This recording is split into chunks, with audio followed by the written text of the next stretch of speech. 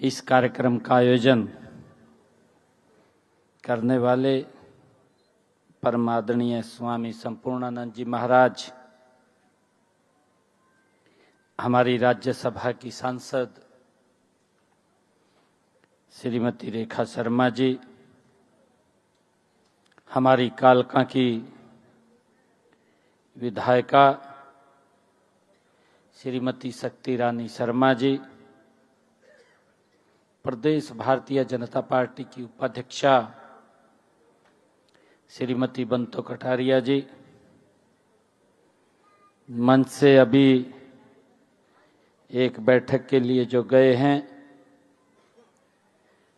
हरियाणा विधानसभा के पूर्व स्पीकर ज्ञानचंद गुप्ता जी, आज के इस भव्य कार्यक्रम में उपस्थित माताओं, बहनों, भाइयों, युवा साथियों, आप सबको दोनों हाथ जोड़ करके मैं प्रणाम करता हूं। आप सब यहाँ पधारे हैं, आप सबका दिल से मैं धन्यवाद भी करता हूं। सबसे पहले मैं मंच पर विराजमान श्रद्धेय स्वामी संपूर्णानंद जी, उनका दिल से आभार व्यक्त करता हूं कि उन्होंने इस नारी सम्मान से राष्ट्र उत्थान इस विषय के ऊपर इस कार्यक्रम का आयोजन किया है। आज जो ये कार्यक्रम रखा है, इस समय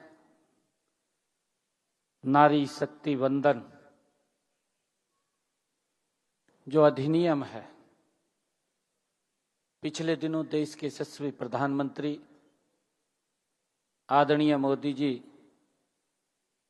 जिन्होंने महिलाओं को सशक्त करने का एक बीड़ा उठाया हुआ है, लोकसभा में लेकर के आए।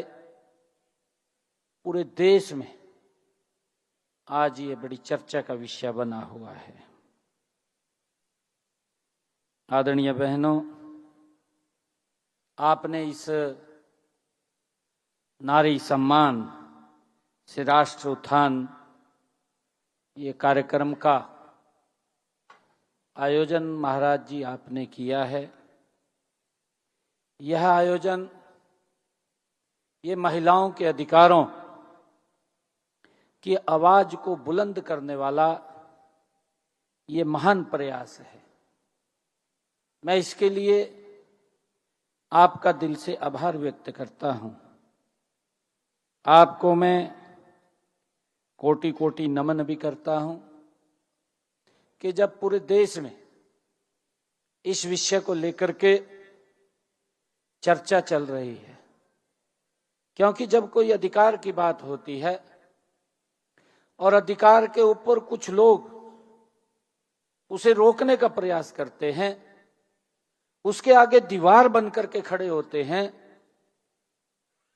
तो स्वाभाविक ही है वो चर्चा हर गली घर में पहुंचती है, क्योंकि ये महत्वपूर्ण विषय है। ये हर व्यक्ति चाहता है और हर महिला सशक्त हो, मजबूत हो। उसको लेकर के अगर हम देखें, ये कोई आज का विषय नहीं है। देश के यशस्वी प्रधानमंत्री आदरणीय नरेंद्र मोदी जी ने 2014 से लेकर के निरंतर इसको गति से आगे बढ़ाने का काम कर रहे हैं। आदरणीय मोदी जी ने बेटी बचाओ बेटी पढ़ाओ अभियान से शुरुआत की थी, और ये कार्यक्रम जब हरियाणा में आयोजित किया गया, मैं उस समय मंत्री था सरकार में, तो मुझे बड़ी ये चिंता भी हुई कि प्रधानमंत्री जी ने हरियाणा में इस कार्यक्रम का आयोजन क्यों किया, यहां से क्यों शुरुआत की। परंतु जब हम उसकी गहनता में गए उसके पीछे जाकर के हमने देखा तो एक बड़ा, मैं हमारी माताएं बहनें यहां बैठी हैं, दिल को झकझोरने वाला विषय उसके पीछे निकल करके आया। और वो ऐसा विषय था कि 1000 बेटों के पीछे 871 बेटियां थी। बेटियों को गर्भ में मार दिया जाता था। एक कुरीति थी। मां बाप को भी ये लगता था कि बेटी सर के ऊपर वजन है, और एक कुरीति पनप रही थी उसकी आड़ में। आदरणीय प्रधानमंत्री जी ने उस कुरीति को देखा, समझा और हरियाणा से उसकी शुरुआत की। मुझे खुशी है कि आदरणीय प्रधानमंत्री जी ने जो विषय कहा, बेटी बचाओ बेटी पढ़ाओ, वो खाली शब्द नहीं रहे, वो एक जन आंदोलन बन गया। और जन आंदोलन ऐसा बचा, हमें गर्व है इस बात को कहते हुए कि 11.5 वर्ष नरेंद्र मोदी जी के कार्यकाल के हुए हैं। 11.5 वर्षों में लाखों बेटियों को जीवन दान मिलने का काम इस बेटी बचाओ बेटी पढ़ाओ अभियान से हुआ।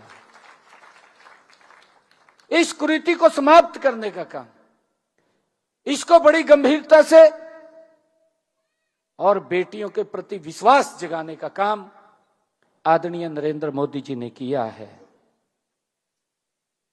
और मुझे खुशी है आज बताते हुए, हरियाणा के अंदर आज हरियाणा में 1000 बेटों के बाद 973 हमारी बेटियां हैं। इतना बड़ा सुधार इसके अंदर आया है। मुझे यह भी खुशी है बताते हुए आपको कि हमारी कई पंचायतें हमारी बेटियां 1000 क्रॉस कर गई हैं, बेटों से ज्यादा बेटियां आज आई हैं। उनको हम सम्मानित भी करते हैं। इस कुरीति का डट करके समाप्त करने का काम आदरणीय मोदी जी की पहल के ऊपर हुआ है। बेटी बचाओ बेटी पढ़ाओ से महिलाओं को सशक्त करने का काम मोदी जी ने शुरू किया।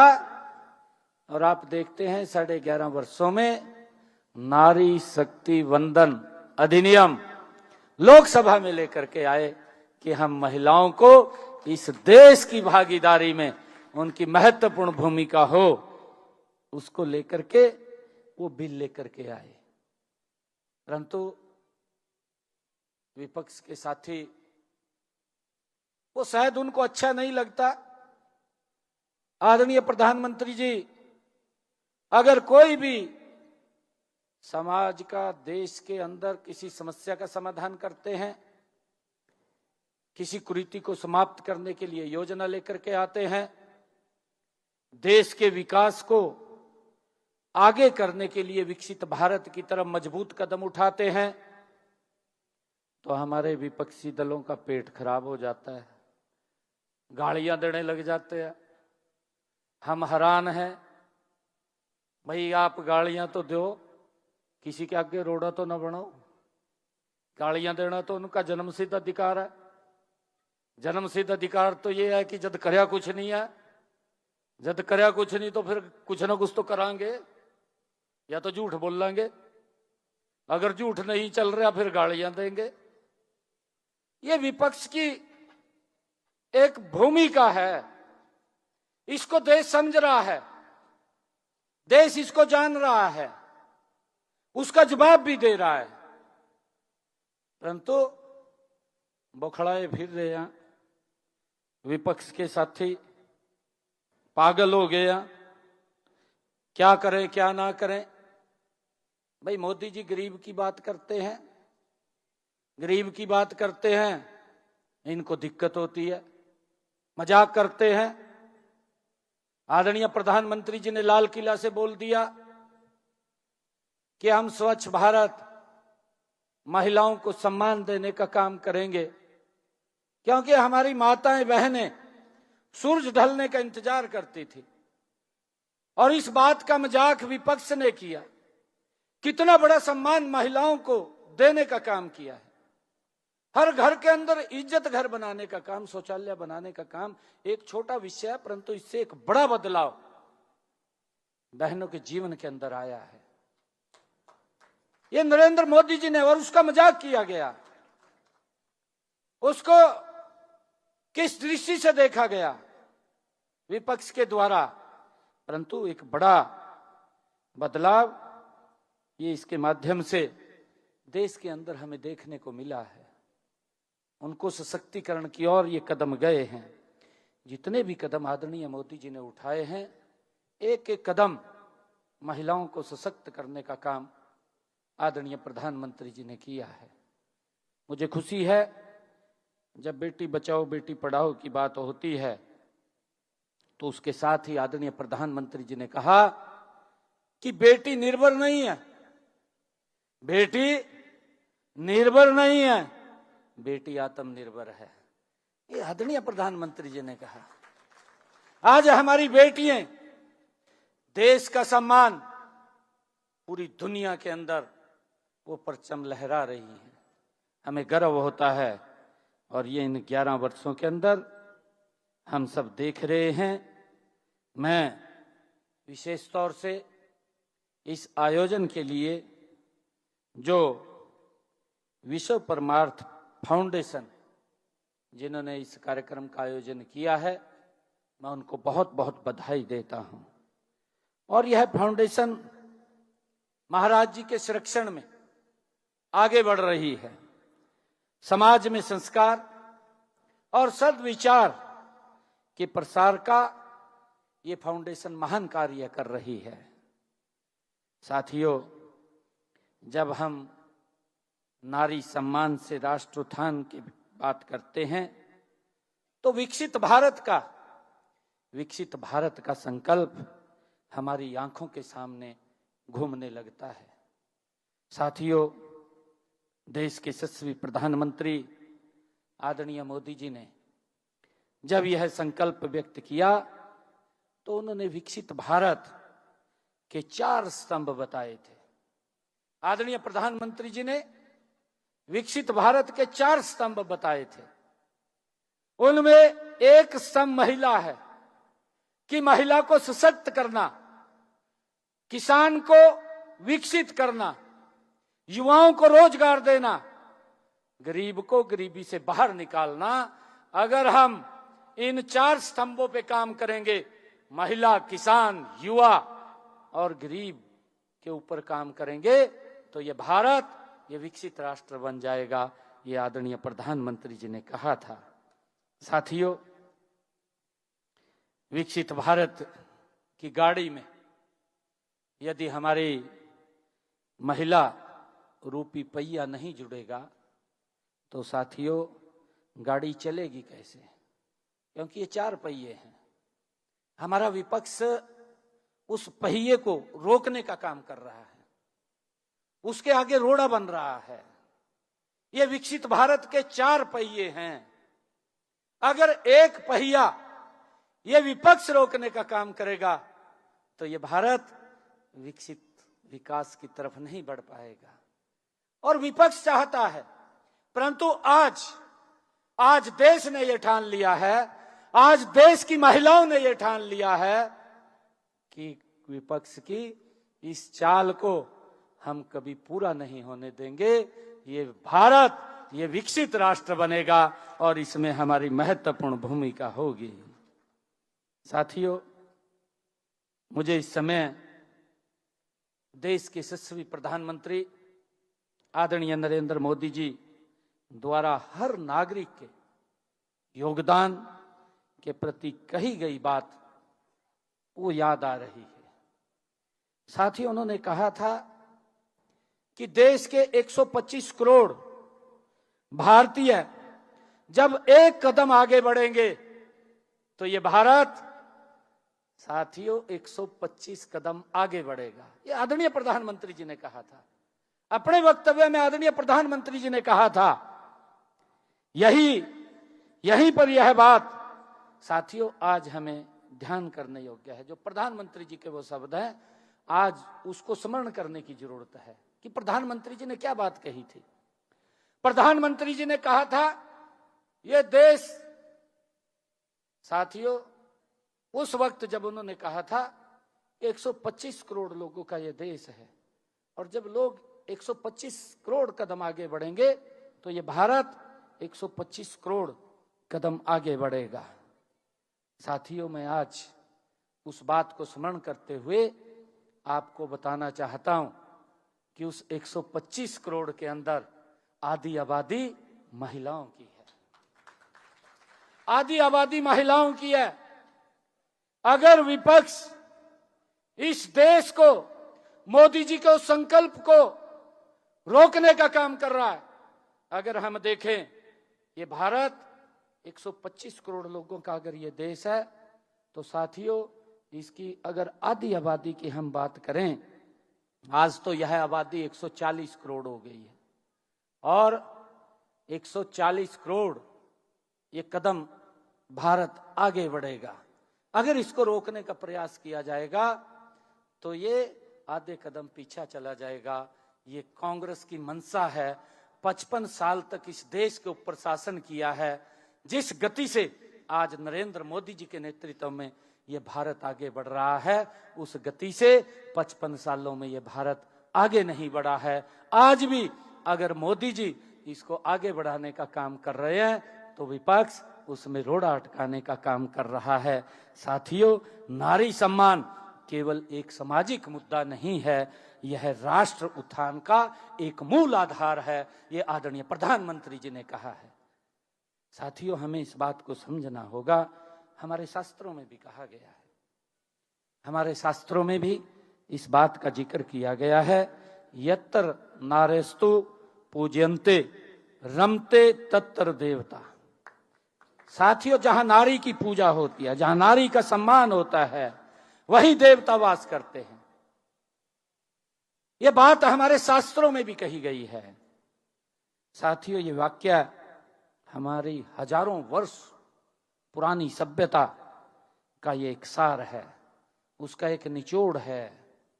साथियों, हमारी संस्कृति में नारी को केवल पूजनीय नहीं माना गया है। अभी हमारी रेखा शर्मा जी बता रही थी, नारी को हमारी संस्कृति में केवल पूजनीय नहीं माना गया है, बल्कि उसे सृजन, शक्ति और ज्ञान का प्रतीक नारी को माना गया है। साथियों, नारी के सम्मान में कहा भी गया है कि नारी की महिमा अपरंपार, नारी की महिमा अपरंपार, नारी ही है शक्ति का आधार। जिस घर होता नारी का सम्मान, जिस घर होता नारी का सम्मान, वही बसते साक्षात भगवान। साथियों, वही भगवान बसता है। नारी के प्रति श्रद्धा का भाव ऐसे ही पैदा नहीं हुआ है। ये श्रद्धा का भाव ये ऐसे पैदा नहीं हुआ है। साथियों, इसके पीछे नारियों के द्वारा परिवार, समाज और देश के लिए किया गया योगदान वो शामिल है। हमने इतिहास को देखा है। अगर हम पूर्व में इतिहास को देखें कि जननी और पालक, साथियों जननी और पालक तो वह है सदियों से देश की अर्थव्यवस्था में भी बराबर का योगदान वो करती आई है। साथियों, हमने देखा है, हम सब ये भी जानते हैं कि हमारा ये देश ये कृषि प्रधान देश है। इसमें खेती बाड़ी, पशुपालन, घरेलू उद्योग, साथियों जैसे क्षेत्रों में महिलाओं का महान योगदान प्राचीन काल से ही साथियों रहा है। इसके अंदर बड़ा योगदान महिलाओं का रहा है। उन्होंने अपने परिश्रम के बल पर, महिलाओं ने अपने परिश्रम के बल पर देश को सोने की चिड़िया बनाने का काम वो किया है। यही नहीं, विद्वता में भी महिलाएं बहुत आगे हैं। साथियों, मैं बताना चाहूंगा कि हमारी संस्कृति में हम सब देखते हैं, हमारी संस्कृति में गार्गी, मैत्री और लोपामुद्रा जैसी विदुषियों का ये विशेष उल्लेख किया गया है। साथियों, मैं ये भी कहना चाहता हूं कि जिन्होंने अपने ज्ञान और तर्क से समाज को दिशा दी है, यह इस बात का प्रमाण है कि जब नारी को शिक्षा और सम्मान मिलता है तो वह देश व समाज को नई ऊंचाइयों पर पहुंचाने का वो काम करती हैं, उसको ले जाने का काम करती हैं। साथियों, राष्ट्र की रक्षा के लिए भी महिलाओं की वीरता के गौरवशाली उदाहरण हमारे सामने इतिहास में देखने को मिल रहे हैं। साथियों, ऐसा नहीं, हर समय हर युग के अंदर इतिहास के इन्हीं पन्नों को यदि हम पलट करके देखें साथियों, तो हमें अनेक प्रेरणादायक उदाहरण हमें इतिहास के पन्नों पर दिखाई देंगे। मां जीजाबाई ने छत्रपति शिवाजी महाराज को संस्कार और साहस देकर एक राष्ट्र नायक बनाने का काम वो मां जीजाबाई ने किया है। कौन नहीं जानता। साथियों, अगर कोई महापुरुष पैदा होता है तो वो ताकत वो मां में ही है जो उसको महापुरुष बनाने का काम करती है। साथियों, रानी लक्ष्मीबाई, कौन नहीं जानता, जिसने अंग्रेजों के विरुद्ध अपने अदम्य साहस से यह सिद्ध कर दिया कि नारी वीरता और पराक्रम की एक मिसाल है। ये रानी लक्ष्मीबाई ने उनके खिलाफ जंग में खड़े होकर के इस बात को सिद्ध किया है। साथियों, ऐसी कितनी ही वीरांगनाएं हम सब जानते हैं कि यदि उनके नाम लेने तो बहुत सारे ऐसी हमारी मातृशक्ति हमारी महिलाएं हैं जिन्होंने इस देश और राष्ट्र के लिए एक अपना महत्वपूर्ण योगदान दिया है। साथियों, आधुनिक काल में भी महिलाएं जीवन के सभी